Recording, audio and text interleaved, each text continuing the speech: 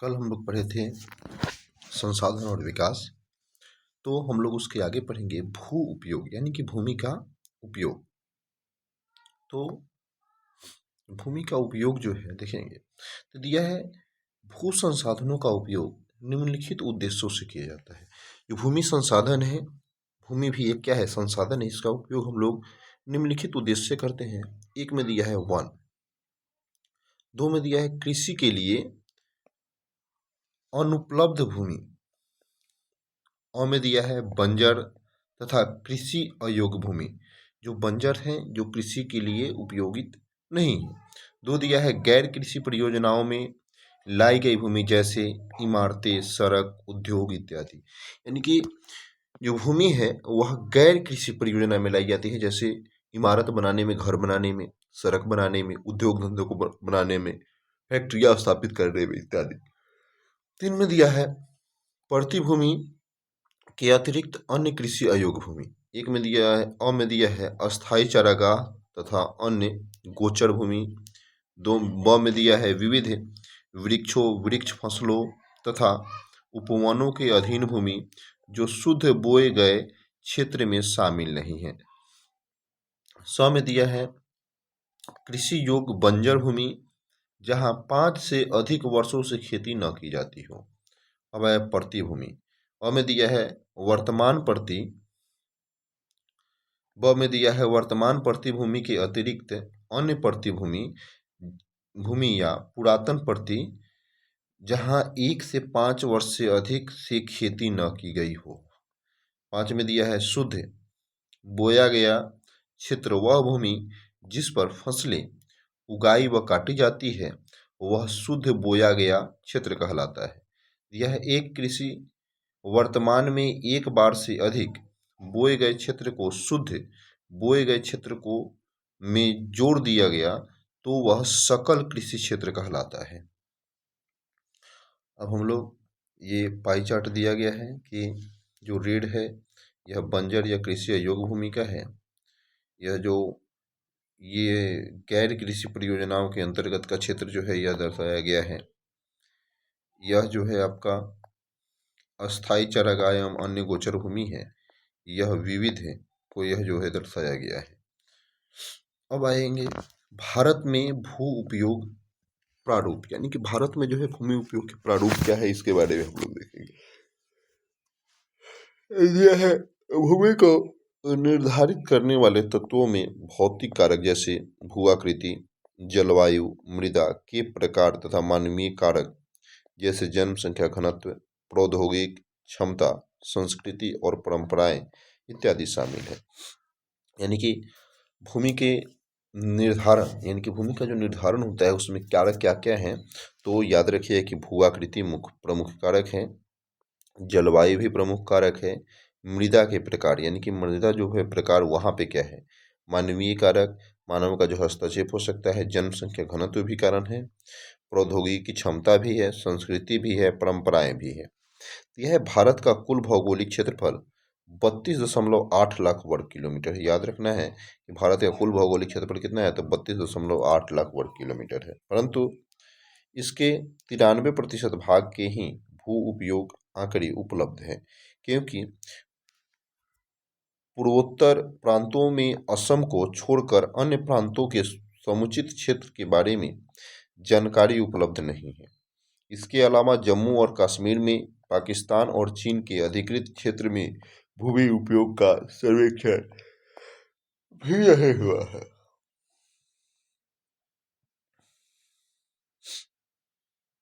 दिया है अस्थायी चारागाहों के अंतर्गत भी भूमि कम हुई है। दिया है पशुधन की इतनी बड़ी संख्या के लिए चारा उपलब्ध कराने के कैसे समर्थ होंगे और इसके क्या परिणाम होंगे। यह वर्तमान प्रतिभूमि के अतिरिक्त अन्य प्रतिभूमि उपजाऊ है। यह और इन पर फसलें उगाने के लिए कृषि लागत बहुत ज़्यादा है, अतः इस भूमि में 2 या 3 वर्षों में इनको 1 या 2 बार बोया जाता है और इसे शुद्ध या न्यूअल बोए गए क्षेत्र में शामिल कर लिया जाता है। तब भी भारत में कुल सूचित क्षेत्र के लगभग 54% हिस्से पर ही खेती हो सकती है।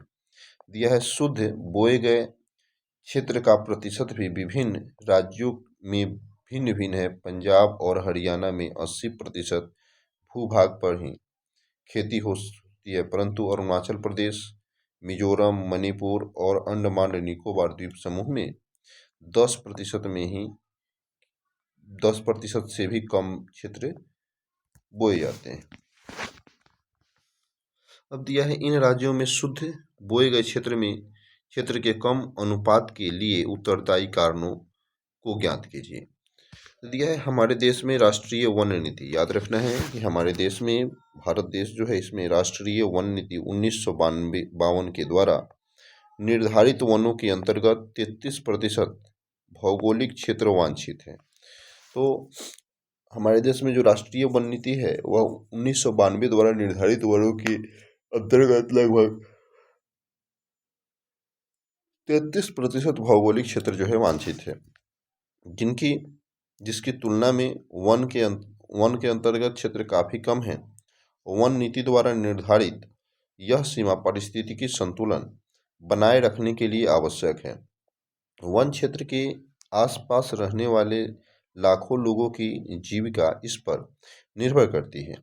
भू उपयोग द्वारा एक भाग बंजर भूमि है और दूसरा भाग गैर कृषि परियोजना में लगाई गई भूमि कहलाता है।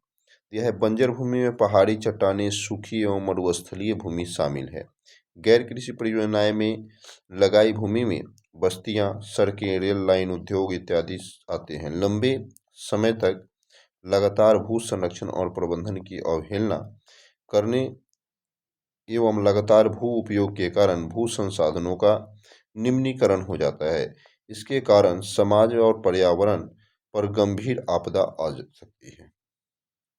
यह भूमि निम्नीकरण और संरक्षण के उपाय। यह भूमि एक ऐसा संसाधन है जिसका उपयोग हमारे पूर्वज करते आए हैं तथा यह भावी पीढ़ी भी इसकी भूमि का उपयोग करेगी। हम भोजन, मकान और कपड़े की अपनी मूल आवश्यकताओं का 95% भाग भूमि से प्राप्त करते हैं। मानव कार्यकलाप के कारण न केवल भूमि का निम्नीकरण हो रहा है, बल्कि भूमि को नुकसान पहुंचाने वाली प्राकृतिक ताकतों को भी बल मिलता है। कुछ मानव क्रियाकलाप जैसे वनोन्मूलन इत्यादि, पशुचारण, खनन ने भी भूमि के निम्नीकरण में मुख्य भूमिका निभाई है। खनन के उपरांत खदानों वाले स्थानों को गहरी खाइयों और मलबे के साथ खुला छोड़ दिया जाता है। खनन के कारण झारखंड, छत्तीसगढ़, मध्य प्रदेश और उड़ीसा जैसे राज्यों में वनोन्मूलन और निम्नीकरण का कारण बना है। यह गुजरात, राजस्थान, मध्य प्रदेश और महाराष्ट्र में अति पशुचारण भूमि निम्नीकरण का मुख्य कारण, जैसे पंजाब, हरियाणा और पश्चिमी उत्तर प्रदेश जैसे राज्यों में अधिक सिंचाई भूमि निम्नीकरण के लिए उत्तरदायी है। अति सिंचित से उत्पन्न जलाक्रांतता भी भूमि निम्नीकरण के लिए उत्तरदायी है, जिसमें मृदा में लवणता और क्षारीयता बढ़ जाती है। यह है खनिज प्रक्रियाएं जैसे सीमेंट उद्योग में चूना पत्थर को पीसना और मृदा बर्तन उद्योग में चूने, जैसे खड़िया मृदा और सेल खड़ी के प्रयोग से बहुत अधिक मात्रा में वायुमंडल में धूल विसर्जित हो जाता है। जब इसकी परत भूमि पर जम जाती है तो मृदा की जल सोखने की प्रक्रिया अवरुद्ध हो जाती है। यह पिछले कुछ वर्षों से देश के विभिन्न भागों में औद्योगिक जल निकास से बाहर आने वाला अपशिष्ट पदार्थ भूमि और जल प्रदूषण का मुख्य स्रोत है। यह भूमि निम्नीकरण की समस्याओं को सुलझाने के कई तरीके हैं। वनारोपण, चारागाहों का उचित प्रबंधन इससे कुछ हद तक मदद कर सकते हैं। यह पेड़ों की रक्षक मेखला, पशुचारण नियंत्रण और रेतीले टीलों को कांटेदार झाड़ियां लगाकर स्थिर बनाने की प्रक्रिया से भी भूमि कटाव की रोकथाम शुष्क क्षेत्रों में भी की जा सकती है। यह बंजर भूमि के विशिष्ट व्यवधान, खनन नियंत्रण और औद्योगिक जल को परिष्करण के पास से विसर्जित करके जल और भूमि प्रदूषण को कम किया जा सकता है। दिया है मृदा संरक्षण। दिया है मृदा अथवा मृदा सबसे महत्वपूर्ण नवीकरण या योग्य प्राकृतिक संसाधन है। दिया है यह पौधे के विकास का माध्यम है जो पृथ्वी पर विभिन्न प्रकार के जीवों का पोषण करती है। मृदा एक जीव जीव जीवंत तंत्र है या जीव तंत्र है। कुछ सेंटीमीटर गहरी मृदा बनने में लाखों वर्ष लग जाते हैं। मृदा बनने की प्रक्रिया में उच्चावच, जनक शैल तथा संस्तर शैल, जलवायु, वनस्पति और अन्य जैव पदार्थ जैसे और कुछ समय मुख्य कारक हैं। प्राकृतिक में अनेकों तत्व जैसे तापमान परिवर्तन बढ़ने, जल की क्रिया, पवन, हिमनदी और अपघटन क्रियाएं आदि मृदा बनाने की प्रक्रिया में योगदान देते हैं। मृदा में होने वाले रासायनिक और जैविक परिवर्तन की भी महत्वपूर्ण भूमिका है। यह मृदा मृदा जैव जिसको हम लोग ह्यूमस कहते हैं और अजैव दोनों प्रकार के पदार्थों से बनती है। यह मृदा बनने की प्रक्रिया को निर्धारित करने वाले तत्व उनके रंग, गहराई, गठन, आयु व रासायनिक और भौतिक गुणों के निर्धारण पर भारत की मृदाओं के निम्न प्रकार हैं। तो ये हम लोग देखेंगे तो ऊपरी संस्तर की मृदा, उप मृदा, आरक्षित चट्टान यानी कि बालू, गाद, सिल्ट और मृतिक, अंधस्थ स्तरीय अपक्षयित आधारी चट्टाने जो 3 नंबर पे आती है, अपक्षय रहित आधारित चट्टाने जो 4 नंबर पे आती है। यह है मृदाओं का वर्गीकरण। यह भारत में अनेक प्रकार के उच्च भू आकृतियां, जलवायु और वनस्पतियां पाई जाती है। इस कारण अनेक प्रकार की मृदाएं का विकास होता है। एक में है जलोढ़ मृदा। यह मृदा विस्तृत रूप से फैली हुई है और यह देश की महत्वपूर्ण मृदा है। वास्तव में संपूर्ण उत्तरी मैदान जलोढ़ मृदा से बना है। यह मृदाएं हिमालय की 3 महत्वपूर्ण नदी जैसे सिंधु, गंगा और ब्रह्मपुत्र नदियों द्वारा लाए गए निक्षेप से बनी है। यह सकड़े गलियारे द्वारा ये मृदाएं राजस्थान और गुजरात तक फैली है। दिया है पूर्वी तट मैदान जिस विशेष करके महानदी गोदावरी, कृष्णा और कावेरी नदियों के डेल्टा भी जलोढ़ मृदा से बने हैं। यह जलोढ़ मृदा में रेत, सिल्ट और मृत्तिका के विभिन्न अनुपात पाए जाते हैं। जैसे हम नदी के मुहाने पर घाटी में ऊपर की ओर जाते हैं तो मृदा के कणों का आकार बढ़ता चला जाता है।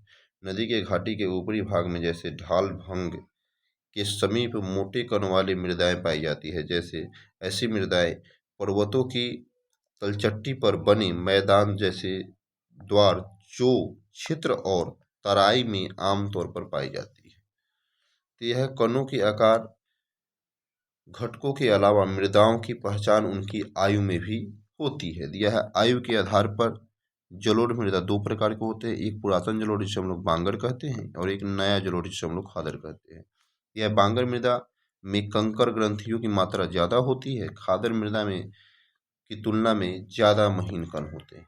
यह जलोढ़ मृदा बहुत उपजाऊ होता है। अधिकतर जलोढ़ मृदाएं पोटास, फास्फोरस और चूना युक्त होते हैं। याद रखना है कि जलोढ़ मृदाएं पोटास युक्त होगा, फास्फोरस युक्त होगा और चूना युक्त होगा। दिया है जो इनको गन्ने, चावल, गेहूं या अन्य अनाज और दलहन फसलों की खेती के लिए उपयुक्त बनाती है। यह अधिक उपजाऊपन के कारण जलोढ़ मृदा वाले क्षेत्र में गहन कृषि की जाती है। दिया है और यहाँ जनसंख्या घनत्व भी अधिक होता है। सूखे क्षेत्रों की मृदाएं अधिक क्षारीय होती है। इन मृदाओं का सही उपचार और सिंचाई करके इनकी पैदावार बढ़ाई जाती है। यह है काली मृदा। यह इन मृदाओं का रंग काला, इन्हें रेंगर मृदा भी कहा जाता है। यह काली मृदा कपास की खेती के लिए उचित समझी जाती है और काली कपास मृदा के नाम से भी इसे हम लोग जानते हैं। जाना जाता है। यह माना जाता है कि जलवायु और जनक शैल ने काली मृदा के बनने में महत्वपूर्ण योगदान दिया है। इस प्रकार की मृदाएं दक्कन पठार बेसाल्ट क्षेत्र के उत्तरी पश्चिमी भागों में पाई जाती है और लावा जनक शैल से बनती है। ये मृदाएं महाराष्ट्र, सौराष्ट्र, मालवा, मध्य प्रदेश और छत्तीसगढ़ के पठार में पाई जाती है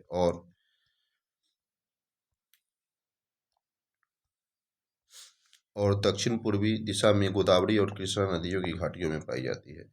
यह काली मृदा द्वारा महीन कणों अर्थात मृत्तिका से बनी है। इसकी नमी धारण करने की क्षमता बहुत होती है। इसके अलावा ये मृदाएं कैल्शियम कार्बोनेट, मैग्नीशियम, पोटाश और चूने जैसे पौष्टिक तत्वों से परिपूर्ण होती है, परंतु इनमें फास्फोरस की मात्रा कम होती है। यह गर्म और शुष्क मौसम में इन मृदाओं में गहरी दरारें पड़ आती है। इससे इनमें अच्छी तरह के वायु मिश्रण हो जाते हैं। यह गीली होने पर ये मृदाएं चिपचिपी हो जाती है और इनको जोतना मुश्किल हो जाता है। इसीलिए इनकी जुताई मानसून प्रारंभ होने से पहले बौछारों से ही शुरू कर दी जाती है।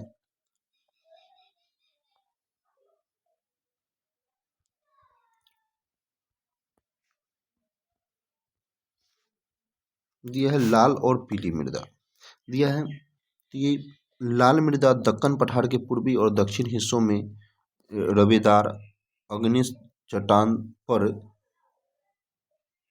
कम वर्षा वाले भागों में विकसित हुई है।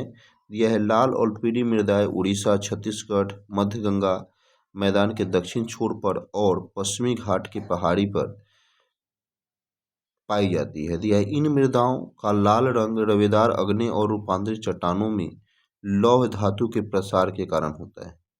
यह इसका पीला रंग इनमें जलयोजन के कारण होता है। चलिए हम लोग नेक्स्ट वीडियो में मिलेंगे। लाइक और सब्सक्राइब करना ना भूलें।